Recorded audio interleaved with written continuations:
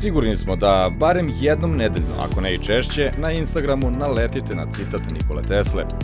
Nikola Tesla, dete sveštenika koji je moralna i etička načela stekao u pravoslavnoj porodici, osim što je pomerio sve granice tehnološkog razvoja, dan danas služi kao svetionik u trenucima moralnih posrnuća.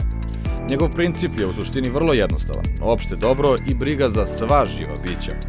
Brojna pisma, intervjui, članci i predavanja tokom kasnijih godina njegovog života, kao i brojna arhiva govore o trendovima i sudbini ljudi u savremenom svetu, ali i trendovima koji utiču na razvoj civilizacije.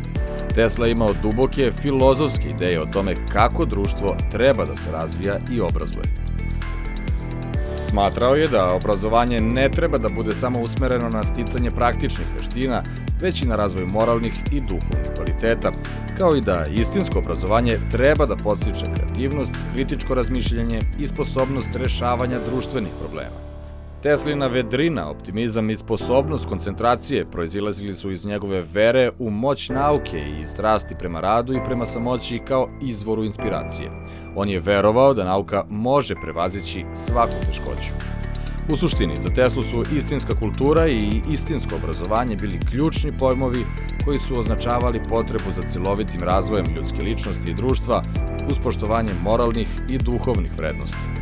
Tesla nas podsjeća da tehnologija nije dovoljna, pa ni u ovom našem cyber dobu. Treba težiti istinskoj kulturi kako bismo prebrodili savremene izazove i izbegli na izgled neminovnu propast civilizacije.